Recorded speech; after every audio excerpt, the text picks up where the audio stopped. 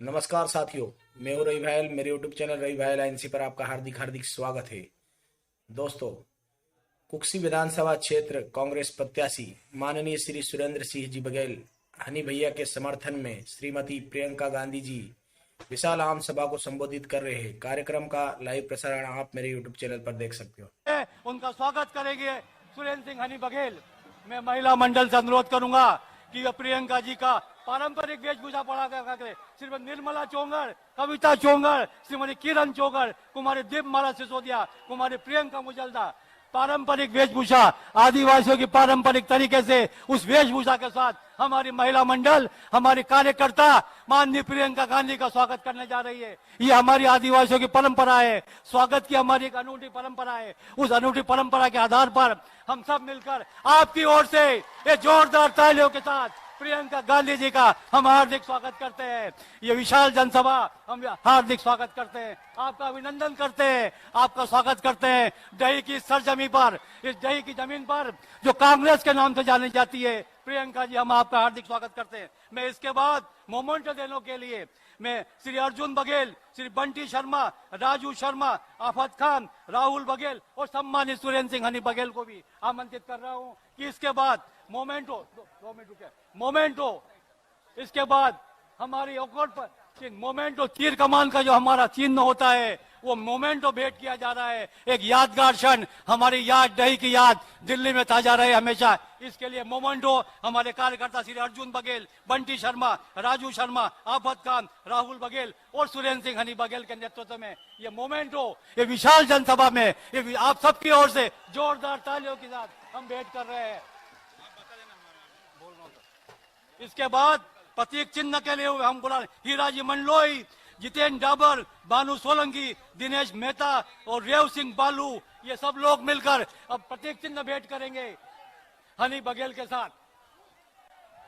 ये एक शानदार फोटो हमारी महिला कार्यकर्ताओं के साथ प्रियंका जी का हो रहा है। एक यादगार क्षण दही की जनता के लिए, दही की सरजमी पर ये शानदार लोगों, दही के शानदार कुक्सी विधानसभा के मेरा शानदार कार्यकर्ता बंधुओं, ये प्रतीक चिन्ह भेंट किया जा रहा है। श्री रेवी सिंह बालू, हीरा मंडलोई, जितेंद्र डाबर, बानू सोलंकी, दिनेश मेहता और माननीय हनी बघेल के द्वारा एक यादगार प्रतीक चिन्ह वहां पे दिल्ली के लिए हमारी याद, दही की याद, मेमोरी आपके हमेशा जहन में रहे। ये चीज, छोटी छोटी चीजें आपको दही की याद हमेशा दिलाती रहेगी। आपकी दादी इंदिरा गांधी को दही से बहुत लगाव था।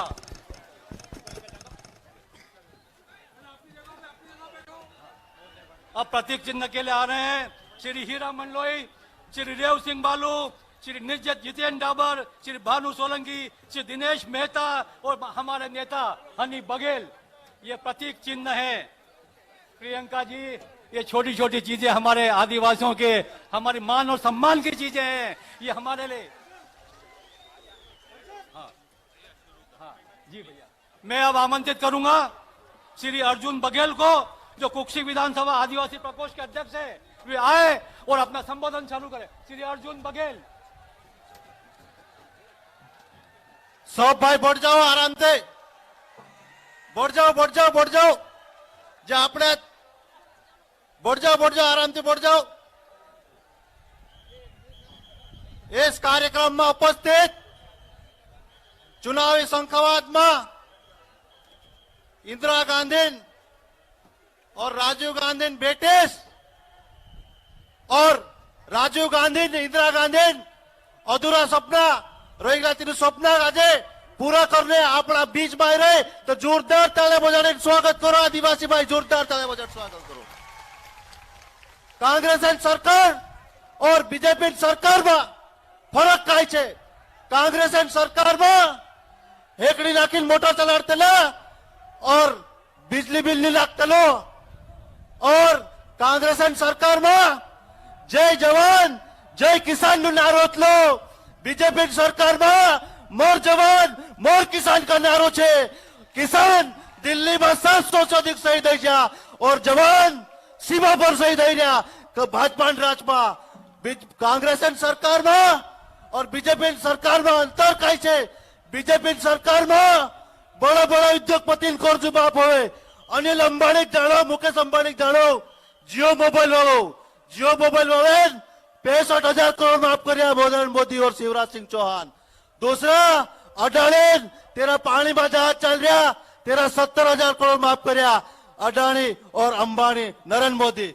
और कांग्रेस सरकार में किसान नु कर्ज माफ होए, आदिवासी कर्ज माफ होए, छोटा व्यापारी कर्ज माफ होए। ये फरक है कांग्रेस और बीजेपी में।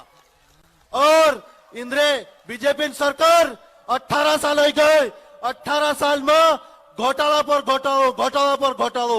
आज ताजा उदाहरण पटवारी परीक्षा घोटालो। क्या आदिवासी पास 15 लाख रुपया छे, 15 लाख रुपया देवो और पटवारी बढ़ो। यो घोटालो युवाओं के साथ करियो शिवराज सिंह चौहान। पुलिस भर्ती में घोटालो, 20 लाख देवो पुलिस बढ़ो।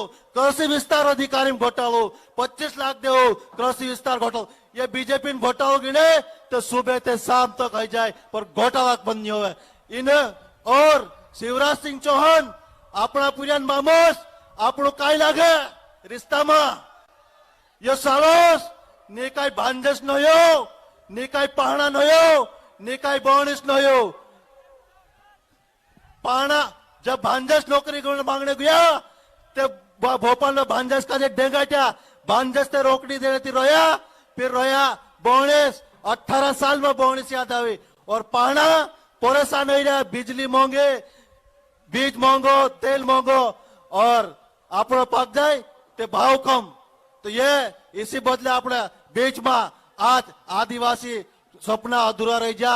इंदिरा गांधी और राजीव गांधी उन्होंने सपना का जो पूरा करने अपना बीच में प्रियंका गांधी आदिवासी क्या बीच में आवे। और कांग्रेस पार्टी चुनाव जीतने के बाद कोई मुख्यमंत्री कन्यादान में 50,000 देतले, हमारे कमलनाथ मुख्यमंत्री बन लो तो 50 ने 51,000 देतला। और इस बार सरकार बनने बाद 1,01,000 मुख्यमंत्री कन्यादान बदले देने काम कर से। और असं कसं बनने पूरा चिंता रोए छात्र होते निजरते ले इस बार अपने सरकार बनने बाज रहे। और छात्र होती भी कांग्रेस पार्टी चालू करने कर से। और अपनी जमीन वाचन यार इंदिरा गांधी पूरा अपना बीच में आवे। अपनो इंदिरा गांधी बेटास और अपनी माई साथ आपण धोखो नहीं करना। इंदिरा गांधी अपनी माई और कांग्रेस पार्टी अपनी माई है। जो बेटूस अपनी माई साथ धोखो कर से, जो बेटूस नहीं गवाई इस बार कांग्रेस 80,000 पार कुक्सी थे और भाजपा परित्या से अलीराजपुर पार गुजरात छोड़ने वाले काम कर दो। जय हिंद, जय भारत, जय जय कमलनाथ, जय जय गांधी परिवार। अब मैं आमंत्रित कर रहा हूं आप सबके लोकप्रिय विधायक, मंत्री, पूर्व मंत्री और लाल सुरेंद्र सिंह हनी बघेल को। पर एक बात मैं कहना चाहता हूं प्रियंका जी, पहले चुनाव में 40,000 से जीता था, 44,000 से। दूसरे चुनाव में राहुल गांधी आए, हमारे भैया ने 65,000 से जीता। और अब की बार प्रियंका जी आई है। अब की बार आओ हनी भैया, आओ 80 पार। परम श्रद्धेय हम सब की लाडली नेता इंदिरा डालीबाई की पोती प्रियंका गांधी जी आज आपके बीच में आपसे मिलने के लिए।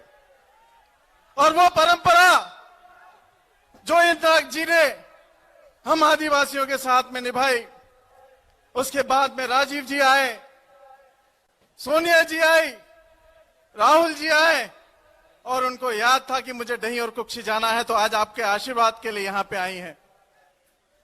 साथियों, आज का दिन कुक्षी के लिए बहुत बड़ा दिन है। इसलिए बड़ा दिन है कि आज आप लोग सब अपने गांव से, घर घर से प्रियंका जी को सुनने के लिए, उनसे बात करने के लिए आए हैं। आज 18 सालों से भारतीय जनता पार्टी की मध्य प्रदेश में सरकार है और इस सरकार ने हम आदिवासियों का कितना शोषण किया ये सब आप जानते हैं। कौन लड़ेगा हमारी लड़ाई? इसीलिए प्रियंका जी आज हमारे बीच में आई हैं। वो जानता चाहती कि आदिवासी क्या चाहते हैं। जब केंद्र में हमारी सरकार बने तो प्रियंका जी केंद्र से हमारे लिए योजना भेजें। प्रदेश में हमारी सरकार बने तो प्रदेश में हमारे मुख्यमंत्री जब बने तो आदिवासियों के लिए क्या करें। आज युवाओं को बेरोजगार की दिक्कत है, बेरोजगार है हमारे युवा, आए दिन परेशान हो रहे हैं, नौकरी नहीं मिल रही। और जब नौकरी लेने जाते हैं तो बाहर उनके साथ में मारा कुटी होती है। इसीलिए आज प्रियंका जी हम लोगों के बीच में आई हैं। अब ज्यादा नहीं कुछ कहते हुए मैं आपसे ये कहना चाहता हूं, 17 तारीख को आप कांग्रेस पार्टी का साथ दीजिए, मुझे जिताइए। जीतने के बाद और भी जो हमारी योजना है मैं सब काम करूंगा। बहुत बहुत धन्यवाद। मैं आमंत्रित करूं प्रियंका जी को। उसके पहले 1 मिनट की बात बताऊं। 1980 में इंदिरा गांधी जी मनावर रही थी, कुक्षी नहीं आ पाई थी, उसकी कमी पूर्ति करने आप पहुंची है। सोनिया गांधी आ चुकी है, राहुल गांधी आ चुके हैं।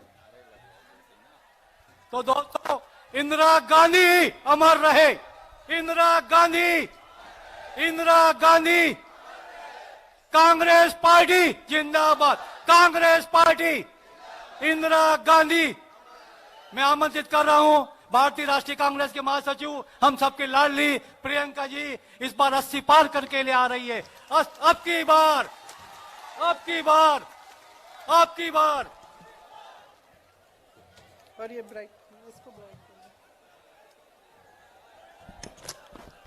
सबसे पहले तो बहनों और भाइयों, आप सबको बहुत बहुत धन्यवाद कि इतनी धूप में आप खड़े हैं और दूर दूर से आप मेरी बातों को सुनने आए हैं। आपका इस सभा में बहुत बहुत स्वागत।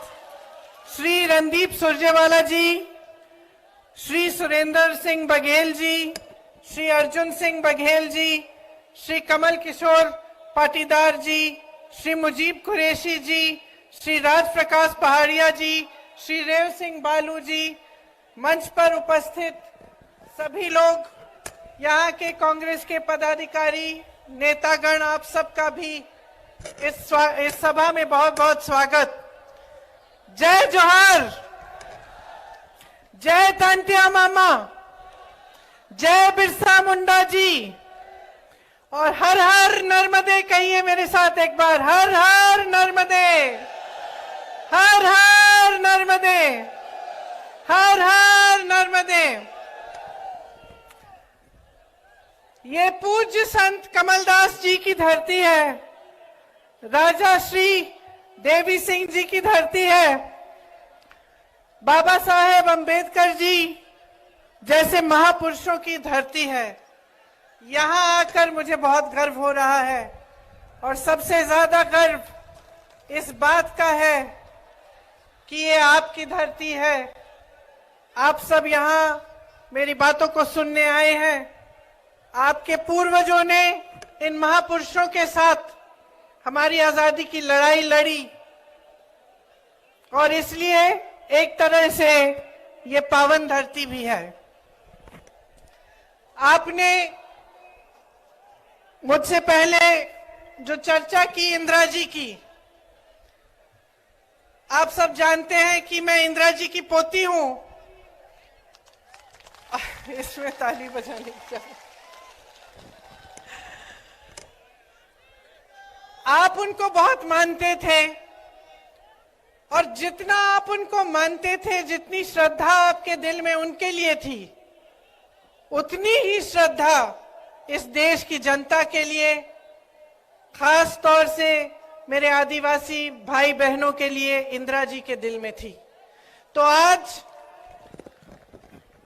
उनके गुजर जाने के 30 साल से ज्यादा गुजर गए हैं, लेकिन आप फिर भी उन्हें याद इसलिए करते हैं क्योंकि आप जानते हैं कि उनके दिल में आपके प्रति जो श्रद्धा थी, वो एक गहरी और असली श्रद्धा थी। वो एक राजनीतिक रिश्ता नहीं था, एक भावनाओं का रिश्ता था, एक समझ और श्रद्धा का रिश्ता था। वो समझती थी कि आपकी संस्कृति क्या है, वो समझती थी कि आपकी संस्कृति पूरी दुनिया और मानवता की एक मूल संस्कृति है। प्रकृति की रक्षा, प्रकृति का आदर, चाहे जंगल हो, चाहे जल हो, चाहे जमीन हो, चाहे जानवर हो, सबका आदर करते हुए आपने अपने जीवन जिए। और हमेशा कहती थी कि यही संस्कृति इस दुनिया की सबसे अच्छी संस्कृति है। तो उन्होंने कभी आपकी संस्कृति को बदलने की कोशिश नहीं की, उस पे कुछ थोपने की कोशिश नहीं की, हमेशा उसका आदर किया, और उसी की तहत आपके लिए उन्होंने नीतियां बनाई। इसी तरह से चाहे पंडित जवाहरलाल नेहरू थे, चाहे उसके बाद राजीव गांधी जी थे, उन्होंने भी इसी तरह से आपकी संस्कृति का आदर किया। आपके लिए जो नीतियां लाए उनसे आपकी भलाई हुई, आप आगे भी बढ़ पाए और साथ साथ जो आपकी परंपराएं थी, जो आपकी संस्कृति थी, उसको आप बचा भी पाए। आज जब मैं यहां आ रही थी तो मैंने देखा कि बहुत सारे नौजवान खड़े हैं रास्ते में, सड़कों पे, और यहां भी मैं बहुत नौजवानों को देख रही हूं। मैं आपसे पूछना चाहती हूं कि आप में से कितने ऐसे लोग हैं जिन्हें मध्य प्रदेश की सरकार ने रोजगार दिया है? जरा हाथ उठा के बताइए। रोजगार मिला? नहीं मिला है। और कितने ऐसे नौजवान हैं जिन्होंने भर्ती की जो वो प्रतियोगिताएं हैं वो की है और पढ़ाई बीए, एमए, बीएससी, एमएससी तक की है? जरा हाथ उठाओ। तो तकरीबन सारे पढ़े लिखे हैं। और पढ़ाई आपने कैसे की? आपके माँ बाप ने मेहनत की आपको पढ़ाने लिखाने के लिए, आपकी फीस भरने के लिए खूब मेहनत करनी पड़ी। कुछ किसान होंगे, कुछ नौकरियां कर रहे होंगे कहीं, सबने आपके लिए मेहनत की आपको आगे बढ़ाने के लिए। तो देखिए, सबसे महत्वपूर्ण बात क्या है जो आज आपको समझनी है? आपकी जो बड़ी बड़ी समस्याएं हैं वो क्या है? सबसे पहले तो भयंकर बेरोजगारी है। आज सिर्फ प्रदेश में नहीं लेकिन देश में इतनी बेरोजगारी है कि 45 सालों से इतनी बेरोजगारी पूरे देश में नहीं रही है। तो सबसे पहले आपको यह समझना है कि जो आपकी सबसे बड़ी समस्याएं हैं, मैं सोचती हूं वो बेरोजगारी और महंगाई है। सही बोल रही हूं? महंगाई है समस्या बड़ी, बेरोजगारी है।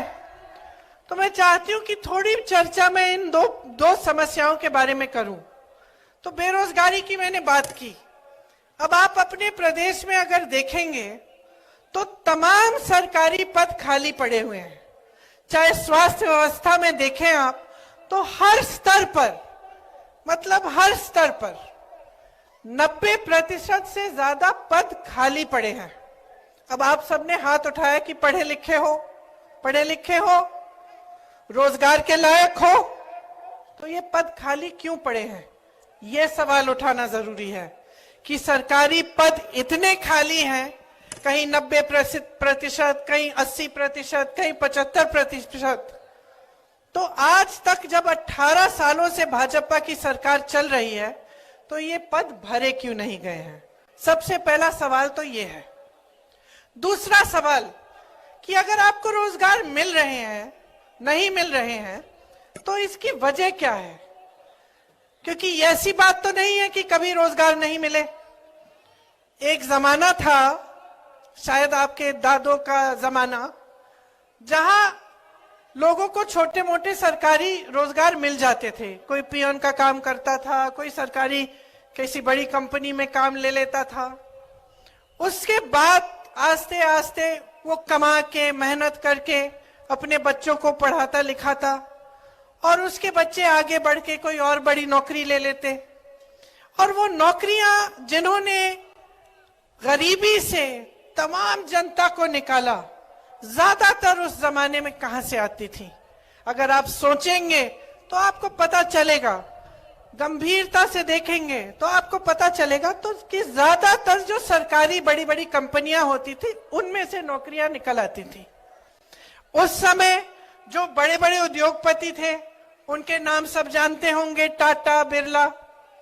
उस समय की बात अगर आप सोचें तो चाहे दांत मंजन से लेके गाड़ियों, साइकिल, ऐसी चीजें जिनका आप हर रोज इस्तेमाल करते हैं, इन्हें वैसे बड़े बड़े उद्योगपति बनाते थे। तो आपको मालूम था कि चलो ये बड़े उद्योगपति हैं, ये काम करते हैं कि ये चीजें बनाते हैं और इससे हमें भी रोजगार मिल रहा है। तो आपको ऐसी फैक्ट्रीज से, ऐसी कंपनियों से रोजगार मिलता था। तो या तो बड़ी बड़ी सरकारी कंपनियां थी, या अगर निजी उद्योगपतियों की थी तो वो चीजों को बनाने का काम करते थे, जिनको आप जहां पे लेबर की जरूरत होती थी तो आप लोगों को वहां पे भी अपने मेहनत के बल पर नौकरियां मिल जाती थी। तो आज क्या हो रहा है? आज आप बड़े बड़े उद्योगपतियों के नाम जानते हैं कि नहीं? बताइए, कौन है सबसे बड़े उद्योगपति देश के? अडानी जी। और कोई बता सकता है मुझे कि क्या बनाते हैं? क्या बनाते हैं? गाड़ी, दांत मंजन, ये खंबे, ये लाउड स्पीकर, घर के लिए सिर्फ क्या बनाते हैं? सीमेंट। क्या बनता है? बेवकूफ बनाते हैं। चलो, ये भी एक जवाब है।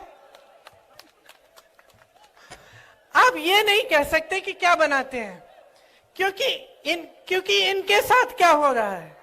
जो देश की जनता की जो संपत्ति थी, जो बड़े बड़े सरकारी उद्योग थे, जिनको आपकी मेहनत से बनाया गया, आपके लिए रोजगार बनाने के लिए, उनको मुफ्त में सौंपा गया है। कौड़ियों के दाम पे उनको दिया गया है। एक के बाद एक, चाहे आप BHEL लें, आप HAL लें, चाहे रेलवेज लें, जहां से आपको रोजगार मिलता था वो तो उनको सौंप दिए। आपकी संपत्ति उनके पास हो गई। वो कुछ बनाते नहीं है। जो आपने बनाया, इस देश ने बनाया, चाहे वो बंदरगाह हो, चाहे वो एयरपोर्ट हो, चाहे कोई भी बड़ी चीज ले लीजिए, वो उनको सौंपी जा रही है। तो आपके रोजगार कहां से आएंगे?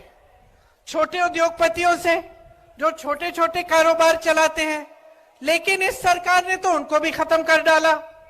सोचिए, पहले नोटबंदी लाए, अब जो छोटे दुकानदार हैं, यहाँ जो तमाम छोटे छोटे बिजनेस हैं, सबसे ज्यादा नुकसान नोटबंदी का किसने झेला? उन्होंने झेला। फिर कोविड आया, कोरोना, फिर से उन्होंने नुकसान झेला। अब सरकार पे दायित्व होता है कि आप नुकसान झेल रहे हैं, आपकी मदद करें। मदद नहीं हुई, ऊपर से GST आ गई। GST क्या है? GST वो टैक्स है जिसने छोटे दुकानदारों और छोटे बिजनेसों के नाक में दम कर दिया। वो टैक्स है जो आप हर छोटी सी छोटी चीज पर आप देते हैं। चाहे देश का किसान हो, डीजल, पेट्रोल, खाद, सब पे GST, ट्रैक्टर GST, हर चीज पे GST। चाहे आप दिवाली आ रही है, आपको कुछ खरीदने जाना है, त्योहार है, मेरी बहनें बैठी हैं, धनतेरस आएगा, आपके त्योहार है, आप कुछ खरीदना चाहते हैं, दुकान जाना चाहते हैं, त्योहार को मनाना चाहते हैं, आप जो भी चीज खरीदेंगे उस पे आज GST है। और GST वो टैक्स है जिससे महंगाई बढ़ती चली जा रही है। महंगाई इतनी बढ़ रही है कि जब आपको दुकान जाना पड़ता है, कुछ खरीदना पड़ता है, तो ये डर लगता है दिल में कि भाई मैं खरीद भी पाऊंगी? कि आपको अगर घर के लिए कोई आ रहा है, घर पे मेहमान आ रहा है, खाना बनाना है, कुछ 8-10 लोग आ रहे हैं, तो मन में आप सोचते होंगे कि ये 2-3 चीजें बनाऊंगी। दुकान जाती हैं तो आधी चीजें आप खरीद नहीं पाती। आप आज देख रहे हैं, पहले टमाटर का कितना दाम बढ़ गया था, अब प्याज का कितना बढ़ गया है। एक जमाने में मोदी जी खुद कहते थे, जब कांग्रेस की सरकार थी, कि देखेंगे सचिन सेंचुरी पहले मारेगा वर्ल्ड कप में या प्याज सेंचुरी मारेगी, कहते थे ना। अब मैं उनसे पूछना चाहती हूं कि विराट ने तो सेंचुरी मार ली, प्याज की भी सेंचुरी हो गई, सरकार आपकी है, अब क्या बोलते हो? अब तो मुंह बंद हो गया। अब कोई सड़क पे उतर नहीं रहा है गैस के सिलेंडर को लेकर, क्योंकि जो सिलेंडर 400 में मिल रहा था उसे आप 12 से 1400 में दे रहे हैं। और चुनाव आने लगा, चुनाव के 2 महीने पहले चलो उसका दाम घटा दिया, 400 कर दिया। तो अगर 2 महीने पहले कर सकते थे तो इतने सालों से क्यों नहीं किया? तो अगर महंगाई कम करना आपके हाथों में है, तो ये जो 18 सालों से आप सरकार चला रहे हैं, जिसमें महंगाई बढ़ती चली जा रही है, देश का किसान परेशान है, देश का मजदूर परेशान है, देश का दुकानदार परेशान है, आपने कुछ नहीं किया। अब चुनाव आ रहा है तो घोषणाओं पे घोषणा। और मैं देख रही थी कि इस सरकार ने 22,000 घोषणाएं की हैं। जरा बताइए मुझे, 22 इन्होंने पूरी की हैं? 22 भी नहीं की।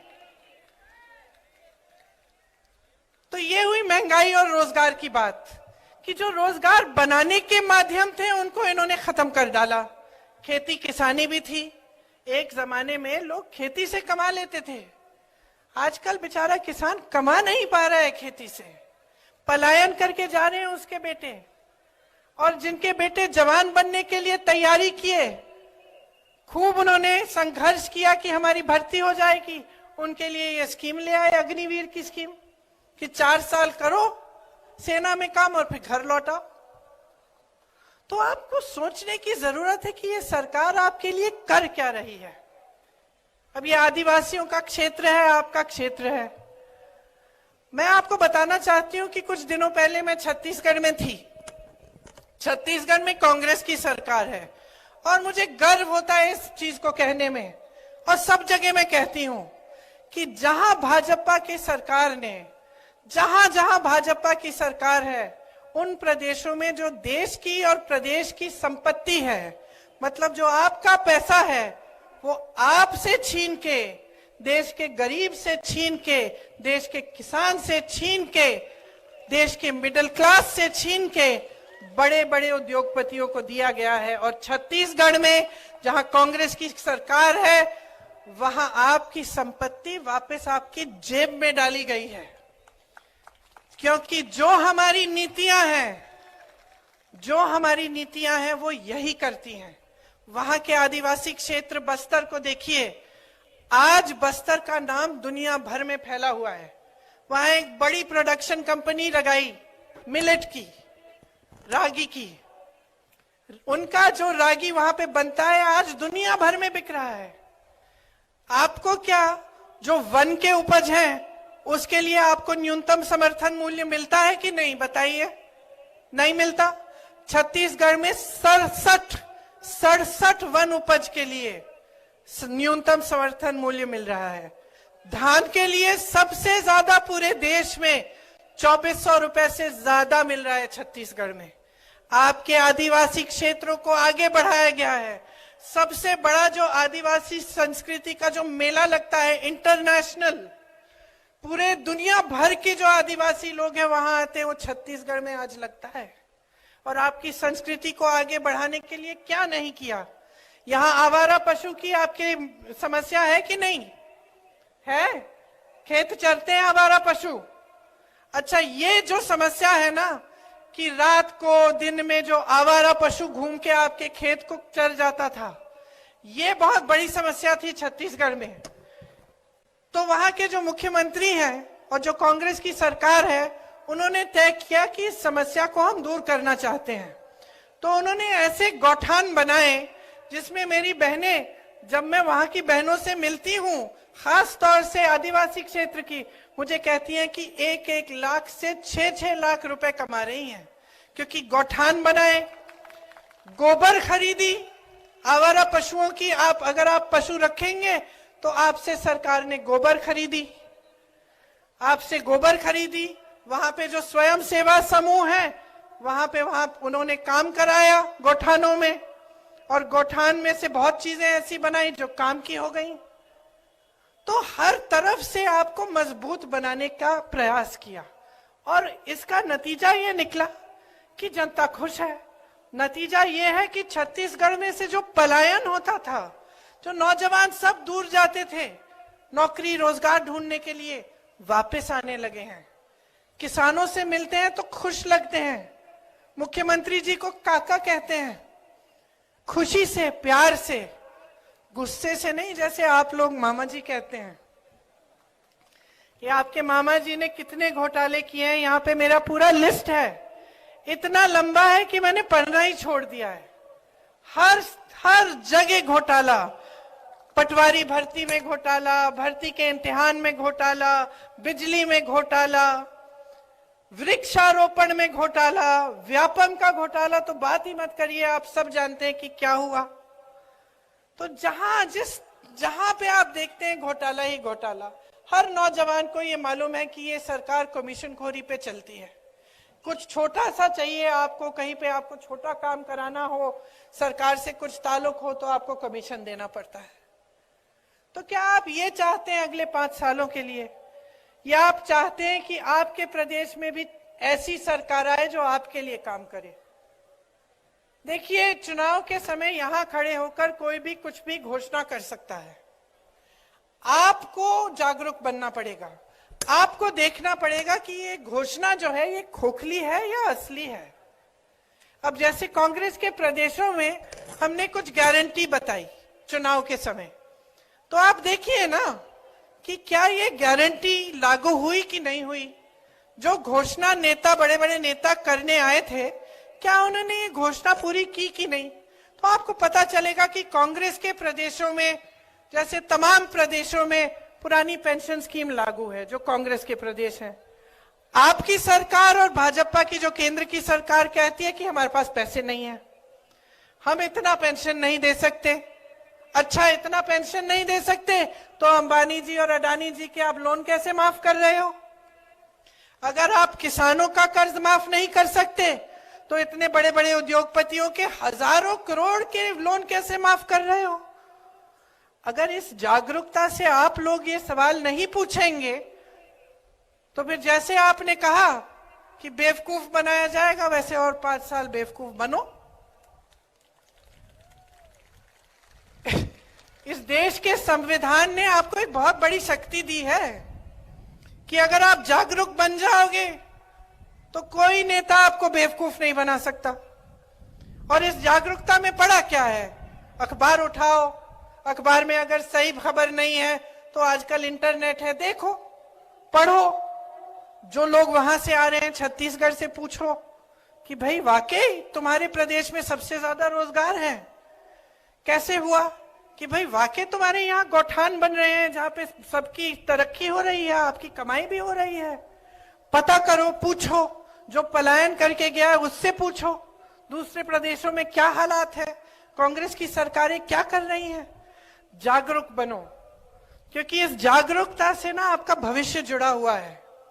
अगर आप अपने भविष्य को गहराई से नहीं समझेंगे और आज की राजनीति को गहराई से नहीं समझेंगे तो आगे तरक्की नहीं होगी आपकी। मेरी बहनें बैठी हैं और बड़ी घोषणा की भाजपा ने कि आपको हर महीने पैसे दिए जाएंगे। ठीक है, डालने भी शुरू कर लिए उन्होंने। मैं आपसे पूछना चाहती हूं कि ये घोषणा चुनाव से 3 महीने पहले क्यों की? क्या इससे पहले महिलाएं संकट में नहीं थी? क्या इससे पहले महंगाई की समस्या नहीं थी? क्या इससे पहले आप पूरे समाज का बोझ नहीं उठा रही थी अपने कंधों पर? क्या इससे पहले आप खेती में काम नहीं कर रही थी? आप नौकरियां नहीं कर रही थी? आप अपने बच्चों का परवरिश नहीं कर रही थी? कि अब जागे हैं ये? 18 सालों से इनकी सरकार रही है, गैस का दाम, गैस सिलेंडर का दाम अभी कम किया है। 18 सालों से इनकी सरकार चल रही है, इनको अब सूझा है कि हर महीने आपको कुछ देंगे ये पैसे। तो सोचिए, इन्होंने घोषणा की कि महिलाओं के लिए हमने एक बड़ा आरक्षण का बिल पास किया है। वाह वाह वाह, पूरी देश की मीडिया ने इनका खूब इवेंटबाजी की, आपने सारी पब्लिसिटी देख ली, मोदी जी आए, सबने तालियां बजाई, सब महिलाओं ने माले लगाए। और लागू कब होगा? 10 साल बाद बहनों। तो ये कैसी घोषणा है? ये कैसी बिल है जो पास हो गई है लेकिन 10 साल तक लागू नहीं हो सकती? और हम कहते हैं अभी लागू करो, अभी लागू करो। 33% महिलाओं को आरक्षण देना है, अभी दो। तो पीछे हट जाते हैं। इसी तरह से जब हम कहते हैं जातिगत जनगणना करो, हम क्यों कह रहे हैं? क्या मतलब है इस जातिगत जनगणना की? एक गिनती है कि देश में, प्रदेश में कौन सी जाति के कितने लोग हैं। इससे क्या होगा? हमें पता चलेगा कि आदिवासी इतने हैं, कि एससी इतने हैं, दलित इतने हैं, कि ओबीसी के इतने लोग हैं, कि गरीब लोग इतने हैं। तब हमें पता चलेगा कि हम किस तरह से इन लोगों की मदद कर पाए।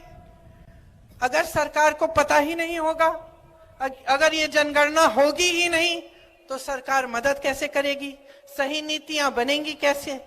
तो बिहार में गिनती हो गई, बिहार की प्रदेश की सरकार ने गिनती की, पता चला कि 84% ओबीसी, आदिवासी और दलित है। अब आप सोचो, अगर बिहार में 84% ओबीसी, आदिवासी और दलित हैं, तो लगभग पूरे देश में ही इतना होगा, थोड़ा सा ऊपर नीचे होगा। लेकिन अगर आप पूरे देश में देखें कि बड़े बड़े पदों पे कौन है, बड़े बड़े उद्योगपति कौन है, जो यूनिवर्सिटीज हैं इनके वाइस चांसलर कौन है, जो बड़ी बड़ी मीडिया की कंपनियां हैं इनको कौन चलाता है, तो आपको पता चलेगा कि आपका प्रतिनिधित्व इसमें नहीं है।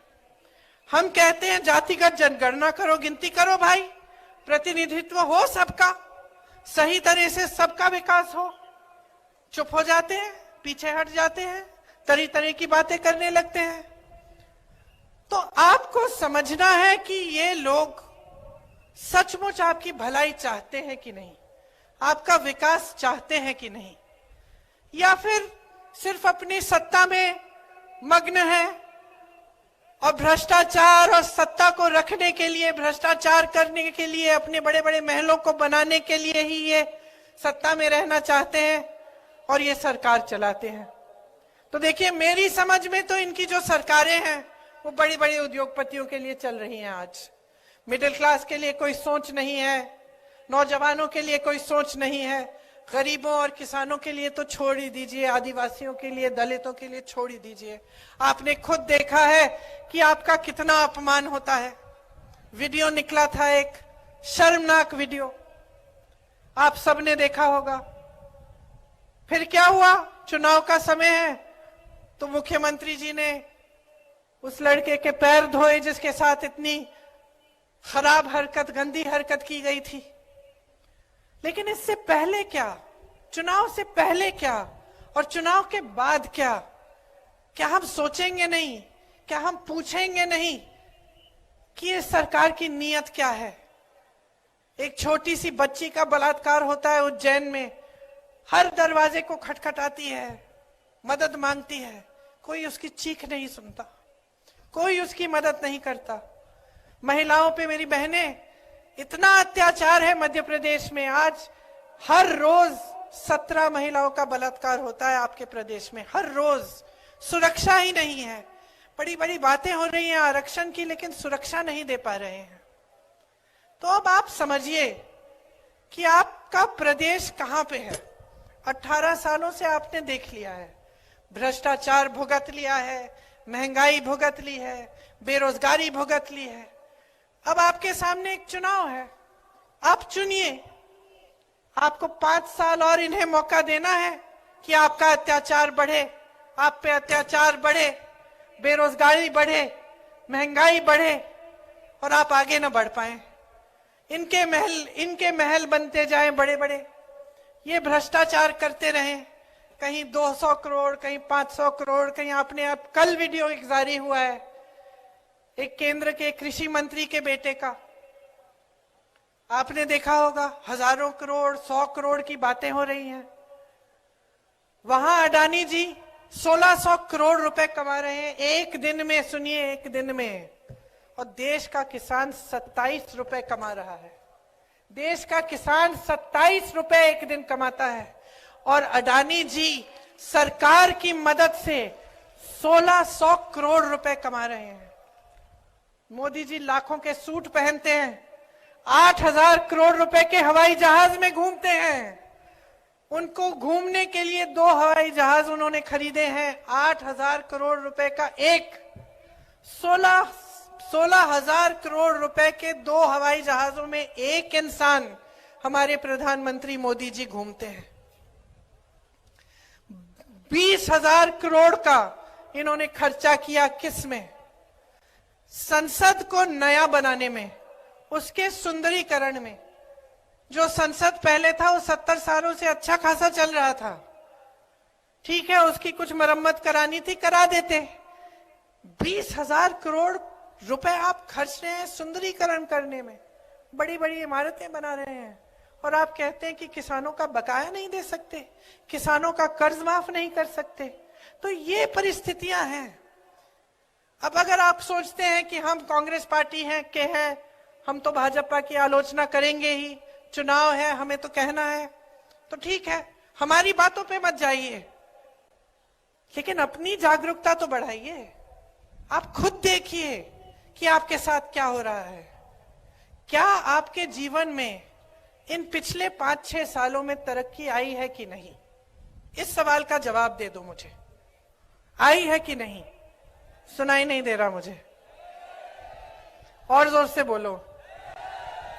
नहीं आई है, पिछले 5 सालों में नहीं आई है। क्या इससे पहले जो 5 सालों से इनकी सरकार थी उसमें आई थी? नहीं आई। और उससे पहले नहीं आई। 18 सालों से इनकी सरकार है, बीच में 15 महीनों के लिए आपने कांग्रेस की सरकार जो चुनी थी उसे भी रिश्वत दे देकर उसे भी गिरा दी इन्होंने। तो 18 सालों की जो इनकी सरकार है, इसमें आपकी तरक्की नहीं हुई ना, तो क्या उम्मीद रख रहे हैं कि आप अगले 5 सालों में होगी? तो आपको दिख नहीं रहा है कि जितनी भी घोषणाएं आपके सामने की जा रही हैं सब खोखली हैं, सब खोखली हैं बहनों और भाइयों। सब अपने में ही खुश हैं, अपनी सत्ता बढ़ाना चाहते हैं, अपने बड़े बड़े महल बनाना चाहते हैं, अपने बच्चों को विदेश में पढ़ाएंगे, वहां रोजगार दिलवा देंगे, हजारों करोड़ के अपने लोन माफ करवा लेंगे, लेकिन आपकी तरक्की नहीं हो रही है। तो मैं सिर्फ एक चीज कहती हूं आपको, वोट नहीं मांगूंगी, जागरूकता मांगूंगी आपसे, और एक ही चीज कह के जाऊंगी,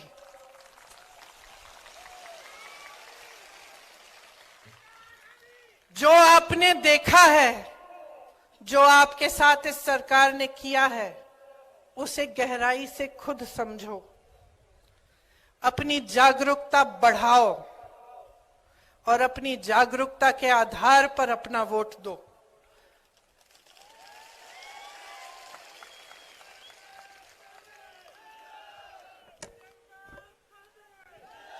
अगर आज आप इंदिरा जी को याद करते हैं तो शुरू में मैंने कहा, इसलिए नहीं याद करते कि वो आपके सामने खोखली घोषणाएं करती थी, इसलिए याद करती हैं क्योंकि उन्होंने आपको आपके जल, आपके जंगल, आपके जमीन पर आपका जो अधिकार था वो वापस दिया, आपको जमीन के पट्टे दिए और कोई एहसान नहीं किया आप पे। उनकी समझ थी, उनकी श्रद्धा थी आपके प्रति। उन्होंने कहा आपका अधिकार है, आपको मिलना चाहिए। उन्होंने ये नहीं कहा कि मैं दे रही हूं, उन्होंने कहा ये आपका अधिकार है, अपने हाथों में लो। कांग्रेस की सरकारों ने हमेशा आपके अधिकारों को आपके हाथों में दिया है। भोजन का अधिकार, नौकरी जब आपको नहीं मिल रही थी, बाहर पलायन करना पड़ता था, तो आपको मनरेगा बना के की नीति दी। क्या थी वो? कि आपको गांव में रोजगार मिले, ये आपका अधिकार था। कांग्रेस की सरकार ने कहा कि सबका अधिकार है कि रोजगार कम से कम 100 दिन का मिलना चाहिए, इसीलिए आपको मनरेगा की नीति बना के दी, इन्होंने कमजोर की।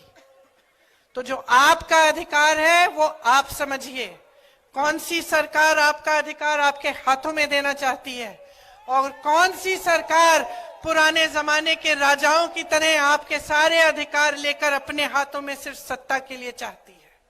आप समझिए, जब आप गहराई से सोचेंगे और समझेंगे तो मैं जानती हूं कि आपका वोट सिर्फ और सिर्फ कांग्रेस पार्टी को जाएगा, क्योंकि हमारे दिलों में आपके लिए श्रद्धा है। हम जानते हैं कि आपने हमें बनाया है, हम जानते हैं कि इस मंच पे बैठा हर एक नेता यहां नहीं खड़ा होता अगर आपने नहीं खड़ा किया होता। लेकिन अफसोस की बात यह है कि चुनाव के समय आज की जो राजनीति है वो आपका ध्यान भटका रही है। चुनाव आता है, अचानक धर्म की बातें शुरू, जाति की बातें शुरू, अजीब अजीब सी फिजूल की बातें शुरू, खोखली घोषणाएं शुरू, काम की बातें नहीं हो रही हैं। तो आपको जवाबदेह बनाना पड़ेगा नेताओं को। समझ रहे हैं मेरी बात?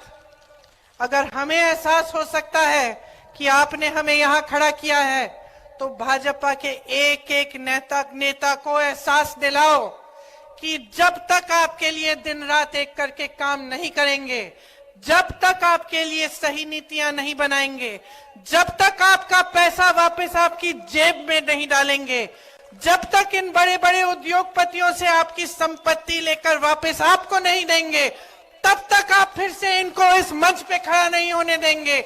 आपका वोट आपका है, कीमती वोट है, आपकी जिम्मेदारी है और आपके देश के प्रति आपका कर्तव्य है। इस वोट को आप ऐसे इस्तेमाल करिए जैसे एक अर्जुन अपनी नजर को, अपने ध्यान को केंद्रित करके तीर चलाता था, उस तरह से अपने वोट को चलाओ। ये वो तीर है जिसके सही लगने से आपका भविष्य मजबूत बन सकता है। आप मेरी बातों को बहुत ध्यान से सुन रहे हैं, इसलिए मेरे यहाँ के जो मध्य प्रदेश के नेता हैं, बाद में मुझे डांटे ना कि मैंने गारंटी की बात नहीं की। तो मैं आपको, जो यहाँ पे हम कांग्रेस आपको गारंटी देना चाहती है, उसकी भी थोड़ी सी बात करके सुनाऊंगी। जैसे बहनें, अभी 2 महीनों पहले सरकार ने घोषणा की है कि आपके खातों में कुछ पैसे डाले जाएंगे हर महीने, और इस हड़बड़ी में कि चुनाव हार रहे हैं उन्होंने डालना भी शुरू किया है।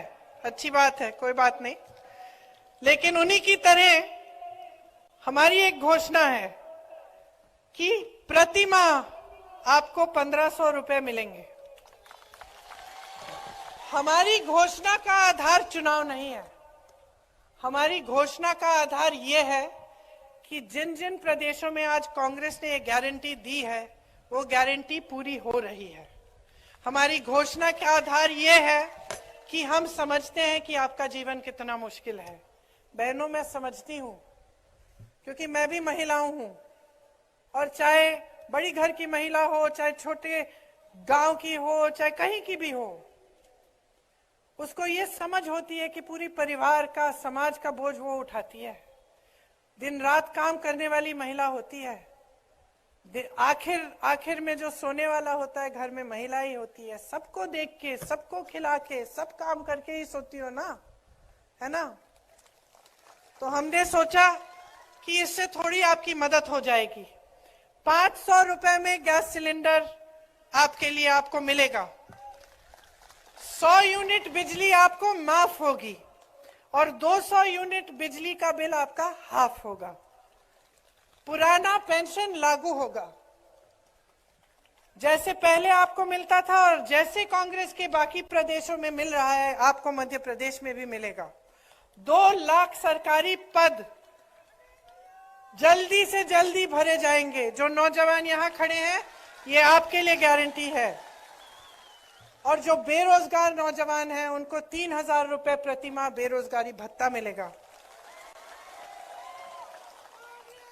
पढ़ो और पढ़ाओ योजना के तहत कक्षा 1 से 12वीं तक निःशुल्क शिक्षा मिलेगी। कक्षा 1 से 8 तक हर बच्चे को 500 रुपए मिलेंगे। जो बच्चा स्कूल में भर्ती है शायद, उसको 500 रुपए मिलेंगे। कक्षा 9 से 10 तक हर बच्चे को 1000 रुपए दिए जाएंगे। कक्षा 11 से 12 तक 1500 रुपए दिए जाएंगे। जैसे जब कांग्रेस की 15 महीनों के लिए सरकार बनी थी, जिनको इन्होंने बिगाड़ा और गिराया, उन 15 महीनों में किसानों का कर्ज माफ शुरू करना उन्होंने शुरू किया था। उसी तरह से वो काम फिर से शुरू किया जाएगा और मेरे किसान भाई और बहनों, आपके कर्ज माफ किए जाएंगे। न्यूनतम समर्थन मूल्य की गारंटी आपको दे रहे हैं। गेहूं का न्यूनतम समर्थन मूल्य 2600 रुपए मिलेगा आपको। धान का आज भी छत्तीसगढ़ में 2400 से ज्यादा मिल रहा है, आपको 2500 मिलेगा। ओबीसी वर्ग के नौजवानों 27% तक आरक्षण आपको मिलेगा। और हम जाति जनगणना प्रदेश में हम गिनती कराएंगे।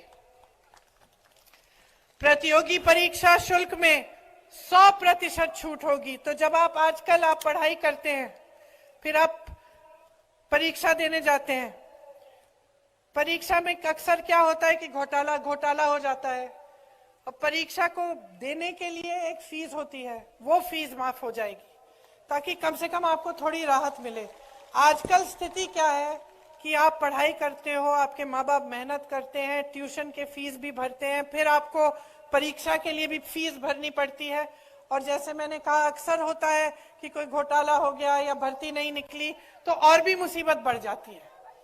तो इसलिए हमने सोचा कि 100% आपको परीक्षा के शुल्क में आपको छूट मिलेगी। परिवार सहित 25 लाख रुपए तक का बीमा मिलेगा और 10 लाख तक दुर्घटना बीमा। ये आज राजस्थान में हो रहा है। कांग्रेस की सरकार है, 25 लाख रुपए तक मुफ्त इलाज हो रहा है राजस्थान में। लोग बहुत खुश हैं कि कोई बीमारी होती है, हार्ट का ऑपरेशन, मैं तो लोगों से मिली हूं, हार्ट का ऑपरेशन बच्चों के लिए कराया है एकदम निशुल्क। तो ये हम मध्य प्रदेश में भी करना चाहते हैं।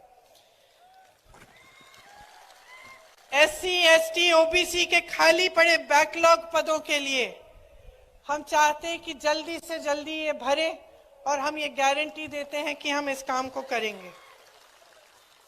तो हमने, जैसे मैंने कहा, आप जागरूक बनिए, मेरी बातों पे मत चलिए, पता करिए क्या कांग्रेस के प्रदेशों में ये गारंटी लागू हो रहे हैं और आपको पता चलेगा कि आज ये सब काम हो रहा है।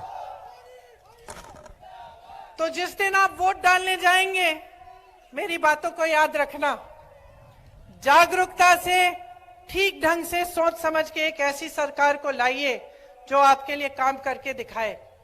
आप मौका दीजिए तो हम सब आपको आगे बढ़ाकर आपका विकास कर कर दिखाएंगे। आप सबको बहुत बहुत धन्यवाद।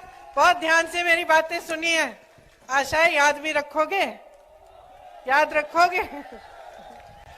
ठीक है, कभी चुनाव के बाद भी वापस आऊंगी। धन्यवाद, जय हिंद।